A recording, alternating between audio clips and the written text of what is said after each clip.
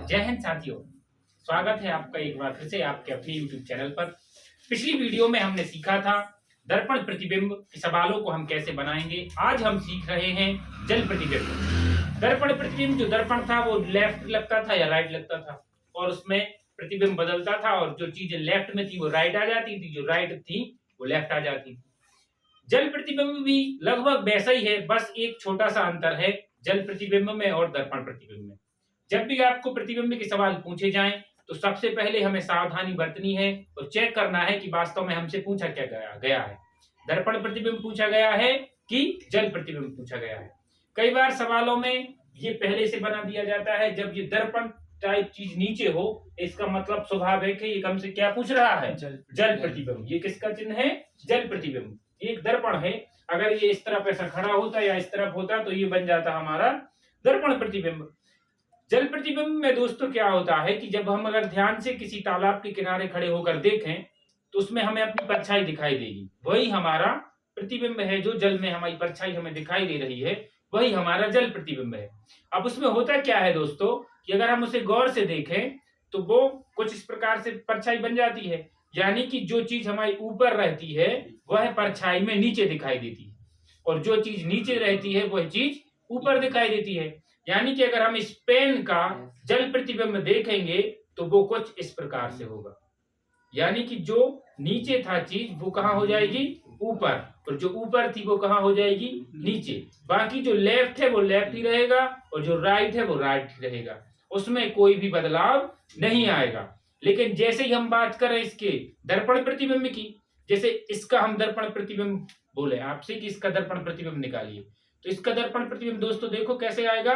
जो लेफ्ट में चीज है वो हो जाएगी राइट में और जो राइट में है वो हो जाएगी लेफ्ट में, यानी कि ऐसी स्थिति का दर्पण प्रतिबिंब कुछ इस प्रकार हो जाएगा। लेकिन इसी का जब हम आपसे जल प्रतिबिंब बोले तो जल प्रतिबिंब इसका उल्टा हो जाएगा, यानी कि जो चीज ऊपर है वो कहाँ आ जाएगी, नीचे, और जो चीज नीचे थी वो कहाँ आ जाएगी, ऊपर। ये होता है किसी भी वस्तु का या किसी भी अक्षर का या किसी भी संख्या का जल प्रतिबिंब।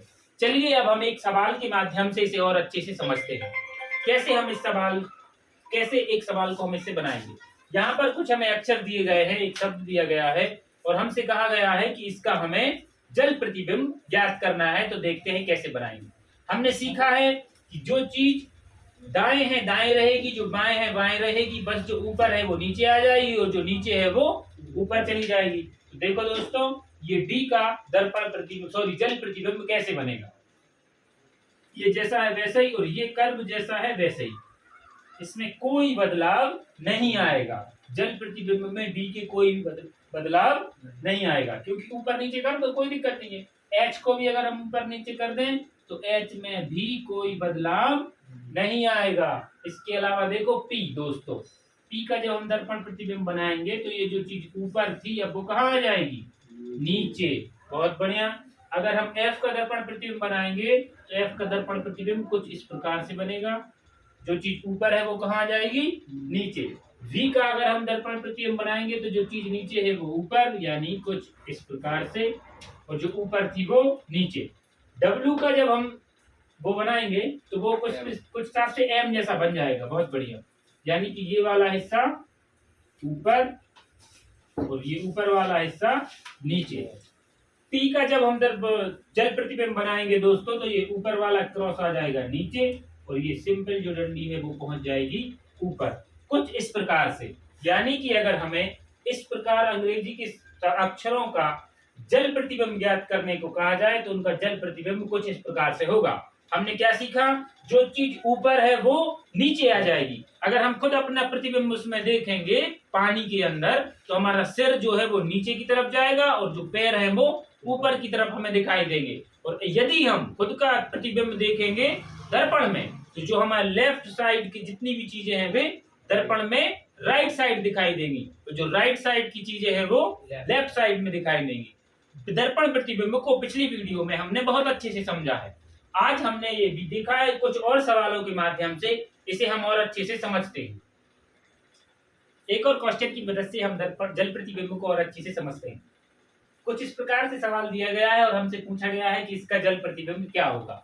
चूंकि नीचे दर्पण बना गया है, इसका मतलब ही है कि हमसे क्या पूछ रहे हैं, जल प्रतिबिंब पूछा जा रहा है। चलिए देखते हैं, पहला अक्षर है जेड।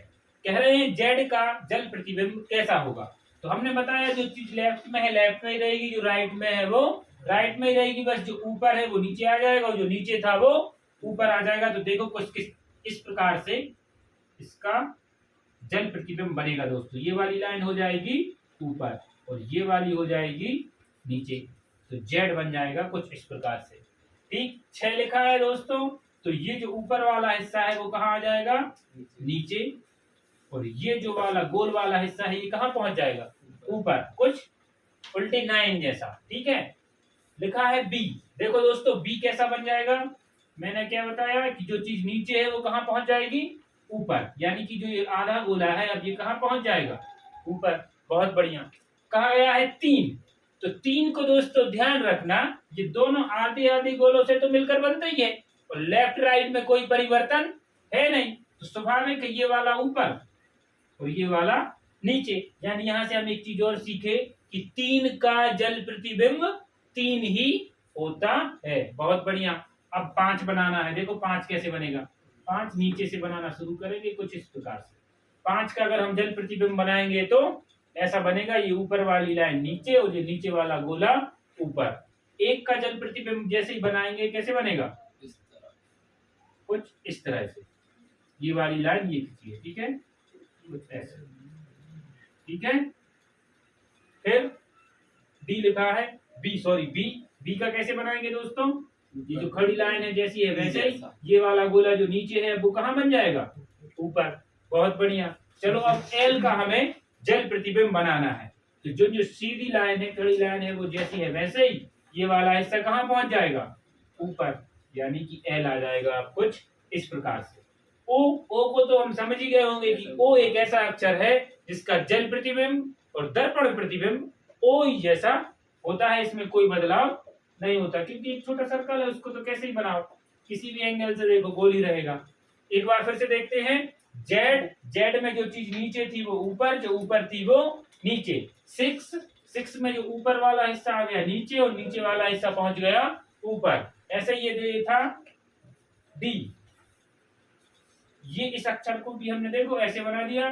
इसके अलावा 3 को ऐसे बदल के दोनों हिस्सों में तोड़ा, जैसी थी वैसे ही बन गई। 5 का जब हमने जल प्रतिबिंब बनाया दोस्तों, तो ये गोल वाला पेट जैसा था वो आ गया ऊपर, और ये जो 7 जैसा छोटा हिस्सा था वो कहाँ आ गया, नीचे।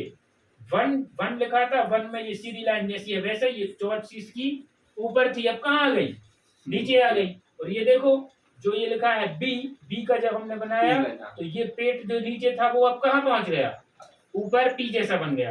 एल था देखो दोस्तों, तो ये नीचे वाली लाइन कहाँ पहुंच गई, ऊपर, और ओ का जल प्रतिबिंब और दर्पण प्रतिबिंब ओ ही होता है। उम्मीद है आप जल प्रतिबिंब को समझ पा रहे होंगे। कुछ और सवालों से इसे समाप्त करते हैं। एक और क्वेश्चन के माध्यम से हम इसको देखते हैं। ये सवाल दिया गया है और हमें इसका निकालना है जल प्रतिबिंब। हमने सीखा जो चीज ऊपर है वो कहाँ आ जाएगी, नीचे, और जो चीज नीचे है वो कहाँ आ जाएगी, ऊपर। ध्यान से देखो, ये वाली लाइन जो नीचे है अब कहाँ पहुंच जाएगी, ऊपर, यानी कि ये कुछ इस प्रकार से रहेगी, और ये जो ऊपर थी वो कहाँ आ जाएगी अब, नीचे, यानी कि यहाँ जो सर्कल है वो यहाँ आ जाएगा, और ये जो तीर का निशान है वो यहाँ आ जाएगा। उम्मीद है आप जल प्रतिबिंब के सवालों को आसानी से बना पाएंगे। कई आकृतियां जो बहुत डिफिकल्ट और बड़ी बड़ी होती हैं बोर्ड पर बनाना जिन्हें संभव नहीं है, और बेसिक सवाल भी आप अगर आपको कॉन्सेप्ट पता है तो बहुत ही आसानी से बना लेंगे। छोटा सा कॉन्सेप्ट है, बस याद रखना है कि जब भी किसी वस्तु का, किसी संख्या का या किसी भी अक्षर या किसी शब्द का जब हम जल प्रतिबिंब ज्ञात करेंगे तो जो चीज नीचे थी वो ऊपर आ जाएगी और जो चीज ऊपर थी वो नीचे आ जाएगी। दर्पण प्रतिबिंब में हम करते थे जो चीज दाएं है वो बाएं आ जाती थी और जो बाएं थी वो दाएं हो जाती थी, ऊपर नीचे कोई बदलाव नहीं होता था। ऐसे ही जल प्रतिबिंब में ऊपर की चीज नीचे और नीचे की चीज ऊपर आ जाएगी, दाएं और बाएं या लेफ्ट या राइट कोई भी बदलाव नहीं आएगा। उम्मीद है आप यह समझ पाए होंगे। जल्द ही मिलेंगे गणित और रीजनिंग के किसी अन्य टॉपिक के साथ। मिलते हैं अगली वीडियो में, तब तक के लिए जय हिंद, जय भारत।